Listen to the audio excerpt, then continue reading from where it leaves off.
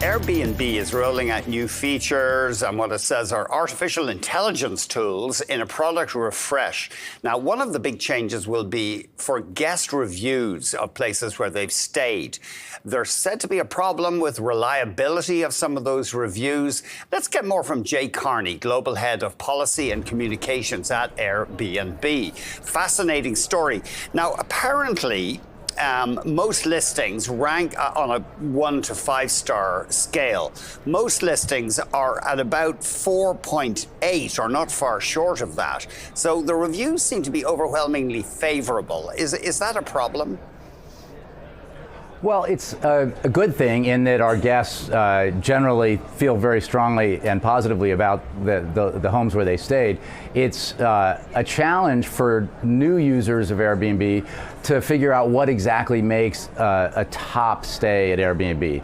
And that's why we've created guest favorites, which is, we use all this data, both the ratings and reviews data, and then metrics around, customer complaints and, the need to call customer service and cancellation rates. And then we surface these the 2 million best homes, sort of guaranteed, reliable, great stays on Airbnb. And for either occasional or new users of Airbnb, that's a huge advantage for them, because honestly, it's the biggest obstacle when potential guests are deciding whether to go to a hotel, which could be boring and same old, but reliable, you know what you're going to get, or an Airbnb, which is by definition always going to be unique and special, but you're not sure what you're going to get. Now you can be.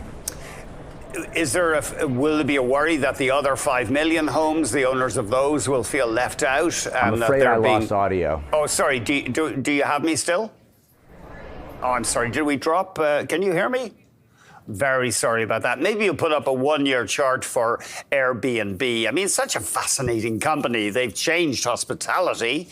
They forced the hotel industry to pull up its socks. It went public there in late 2020, and at one point in early 2021, the stock got to about $217 US. Very briefly. So it hasn't managed to get back up to those highs.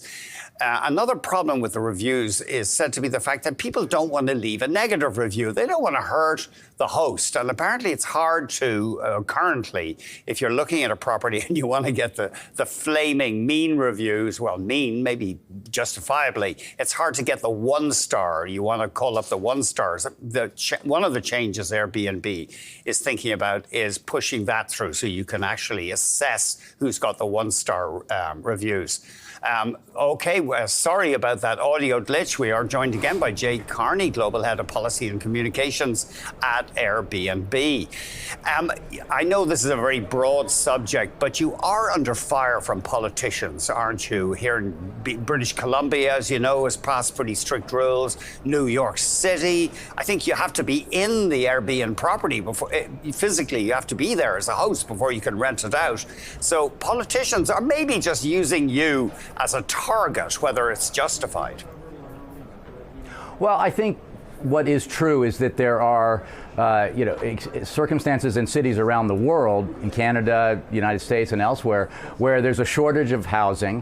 There hasn't been enough homes built, and it's viewed appropriately by policymakers as a real problem.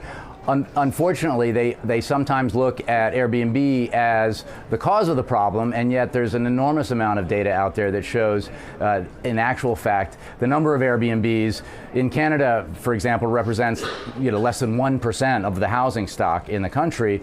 And what we've seen again and again is that cities that pass regulation that's sort of blunt and not sort of focused on real problems often reduces the Airbnb business and hurts hosts at Airbnb, but makes no difference in terms of affordable housing costs. There's the Conference Board of Canada, extremely reputable research outfit, did a broad survey of cities, I think 12 cities across Canada, and came to that conclusion that the restrictions they put in place haven't had any measurable impact on the affordable housing crisis. So our goal is not to run away from regulation at all. In fact, we embrace embrace, the opportunity to work with policymakers and figure out the right way to do it so that hosts can thrive. Our hosts in Canada are overwhelmingly people who are just putting up their primary home or one listing on Airbnb. A huge percentage of them say they rely on that income to help make ends meet. So there's an opportunity here for Canada, obviously for the hosts, for Canadian citizens, and for guests. One of the challenges that we think we help solve is the need to disperse travel. And nearly half of our listings in Canada are in places that have no hotels. No hotels. So they wouldn't be getting visitors if it weren't for Airbnb. We've got something like 13 million homes in Canada, 14 million. Do you have a rough number for how many Airbnb properties there are in this country? Well, I would do the math on air, but it would be embarrassing. I know we're less than 1% of that figure. So, sure. Yeah. I know that feeling. Never do math on the fly. I've learned that.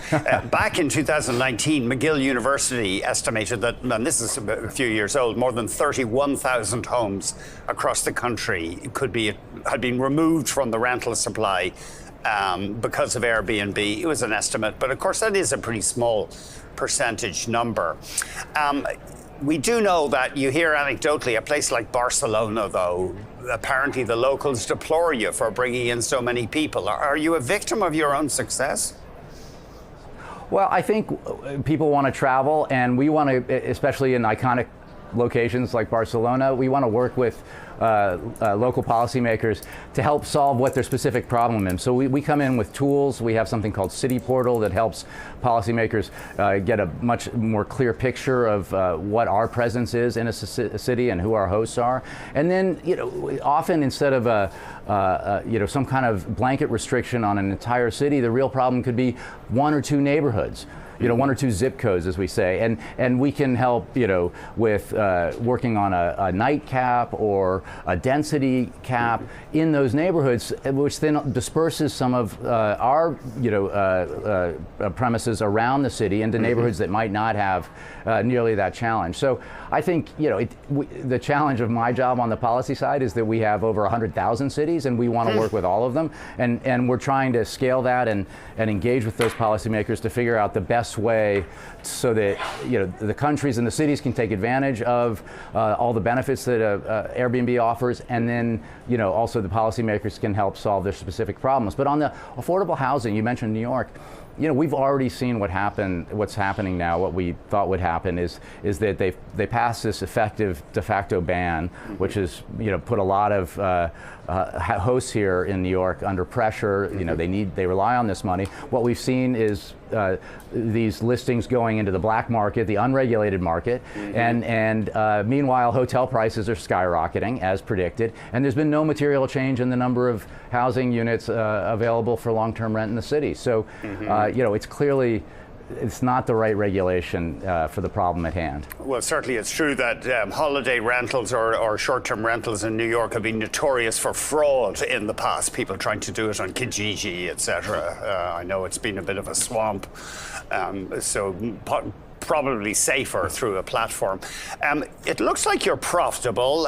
You're in Q2. Your revenue was 2.5 billion, up 18% year over year. You had net income of 650 million. So are you consistently profitable now?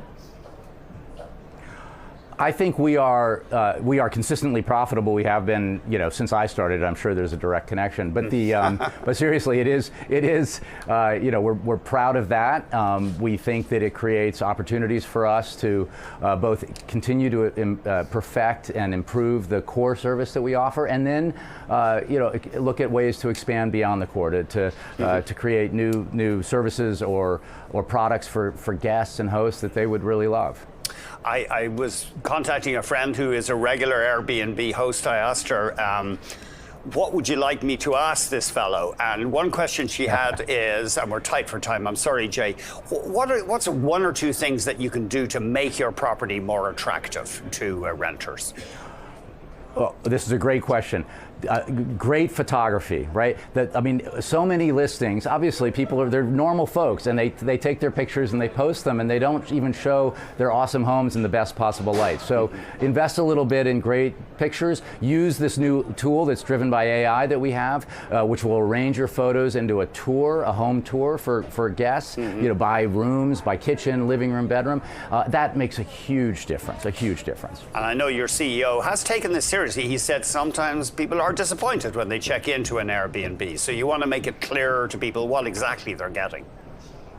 Exactly, and the more photographs, the better presentation, more detail that's easily accessible for guests about what amenities the place might have. You know, which rooms have what amenities. Those kinds of details, I think, really help guests find exactly the right room. And then knowing it with the guest favorites feature, which by the way is 2 million homes, and more than 40% or roughly 40% of all the listings in Canada have qualified for guest favorites, which says how great Canadian hosts are. But when you pick a guest favorite, you know you're going to get a great stay.